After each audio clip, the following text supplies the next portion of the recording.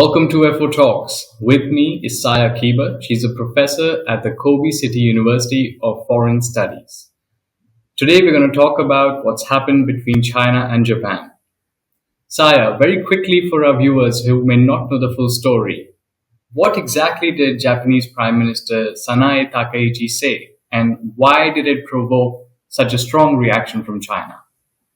Oh, okay. It's very difficult to make it short because the story is very long. So I try to make it short. Right. So first, let me explain our basic law, which is called the Armed Attack Situation Response Act.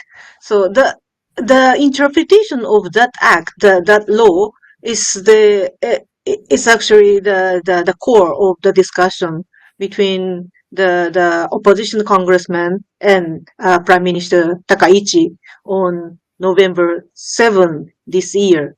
Okay, so that law, Armed Attack Situation Response Act, identifies the different situation that allows the self-defense forces to be deployed for the defense.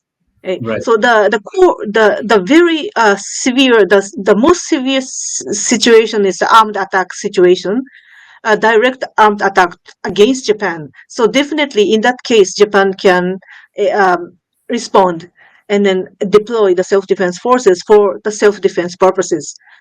But the next level, survival threatening situation is very vague, and then our government try to keep it very ambiguous. It's a part of the strategic ambiguity. Okay? So the survival threatening situation is defined like this. It means the situation where an armed attack against a foreign country that is in a close relationship with Japan occurs, which is as a result threatens Japan's survival and poses a clear danger of fundamentally overturning the Japanese people's right to life, liberty, and pursuit of happiness. So it is quite vague, but what is clear is which country is the foreign country that is in a close relationship with Japan. It's the only it is only the U.S. because we are the ally, the security ally of the U.S. So if the U.S.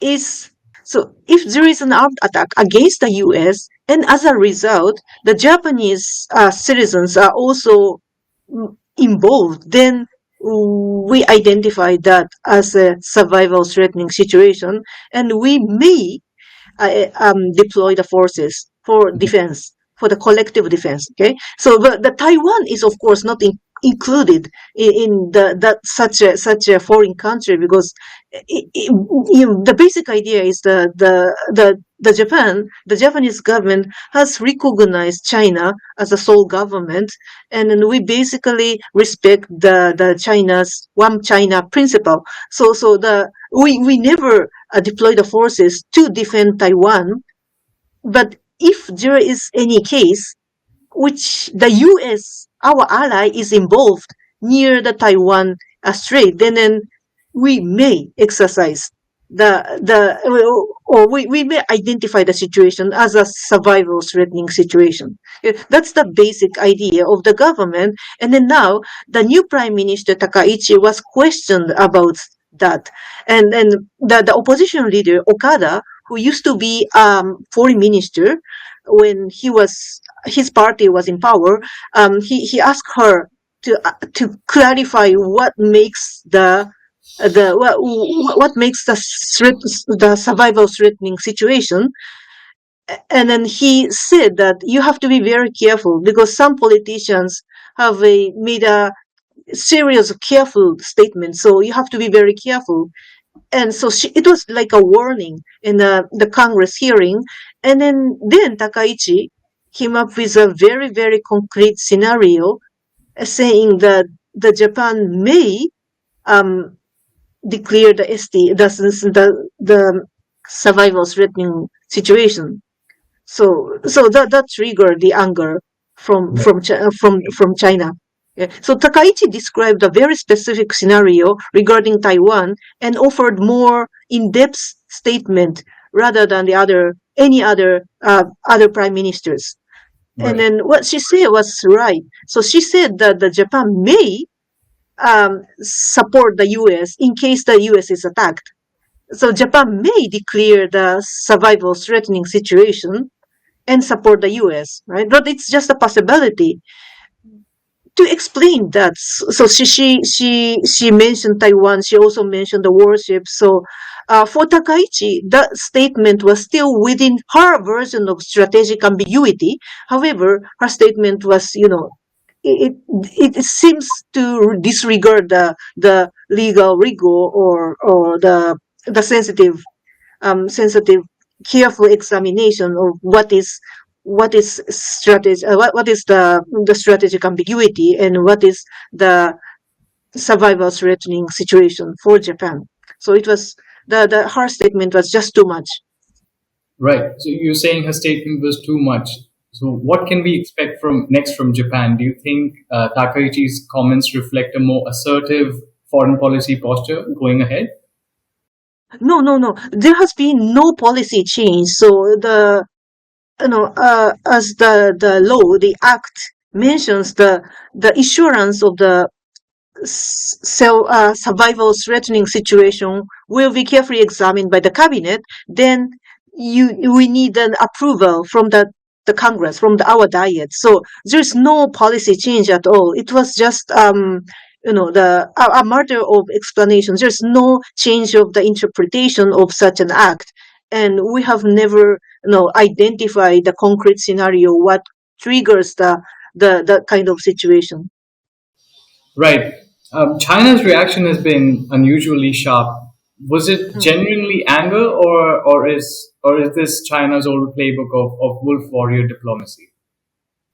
Well, that's quite difficult to to to to imagine. But anyway, the Taiwan is at the core of China's core interest, as they say. So for China, remaining silent or allowing Takaichi's statement is not an option, never an option at all.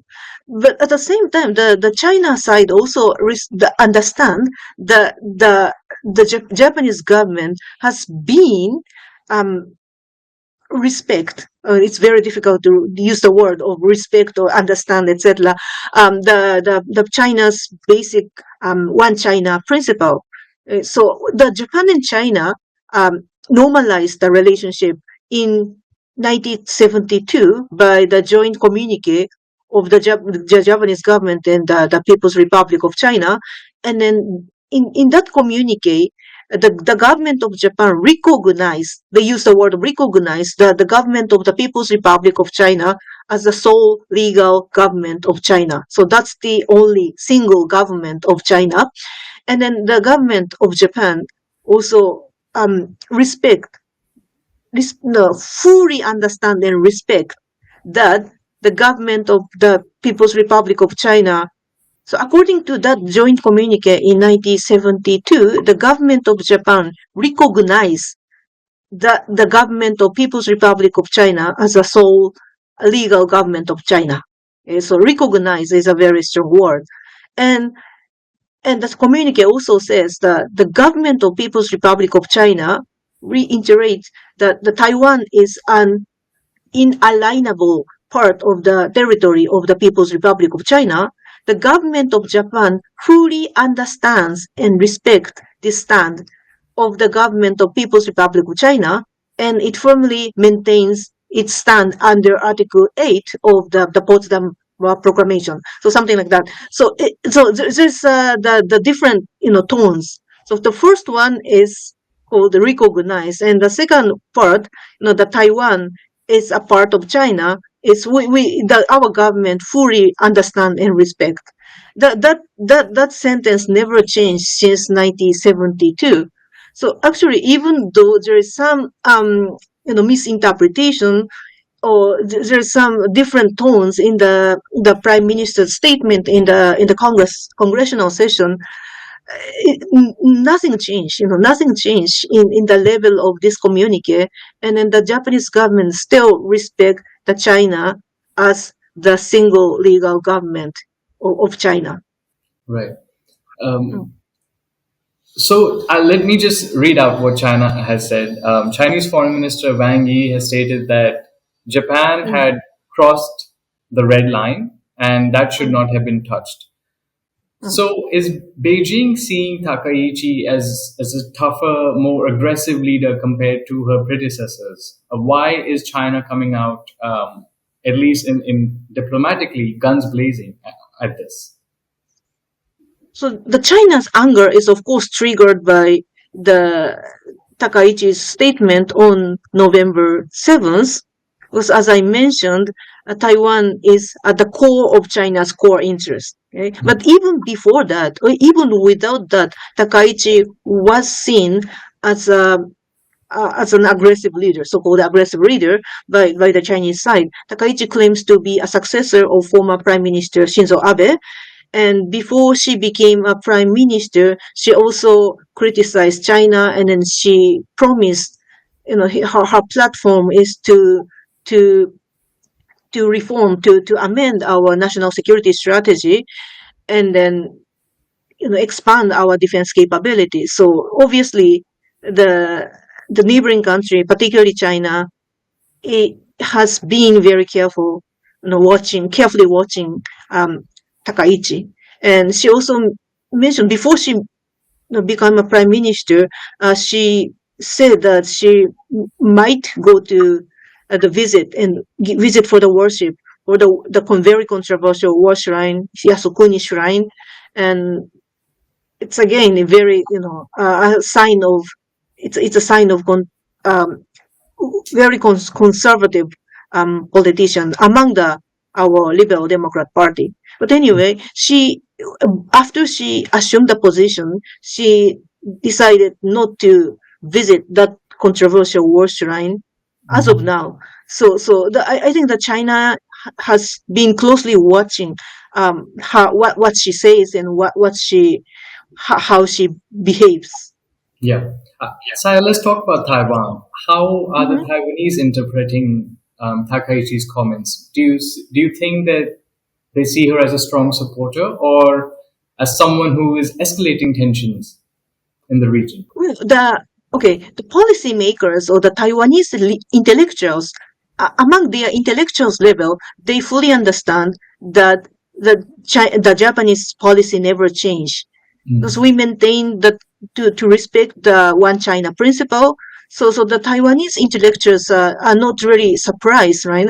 No, so they understand. But the what is interesting is that the general public of Taiwan does not fully understand what Japan can really do for Taiwan. And as I mentioned, we cannot defend Taiwan.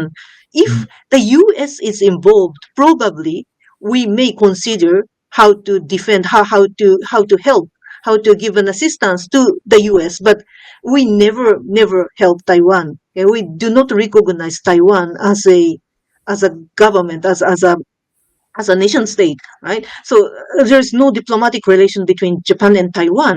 However, the general public in Taiwan probably has a different view. Okay, so there's a very interesting public opinion which was conducted in Taiwan in 2022 by the Taiwanese Public Opinion Foundation. According to that, uh, 35% of the Taiwanese believe that in case the Beijing attack Taiwan, the Mhm. US would dispatch the troop to defend Taiwan. Okay, 35%. For Japan, 43% of the Taiwanese believe that Japan would dispatch troops to defend Taiwan should Beijing attack. So that's very high expectation, which is Mhm. wrong, no, which is very wrong. But that's the the general understanding among the Taiwanese. So forget about that. We still need to have more public diplomacy to let them know and let the international society know what is our foreign policy, and then what exactly we will we how what exactly exactly we interpret that survival threatening situation. Yeah. Saya, very quickly, beyond this Mm, incident, What Mm. other long-standing tensions do you think can flare up between China and Japan?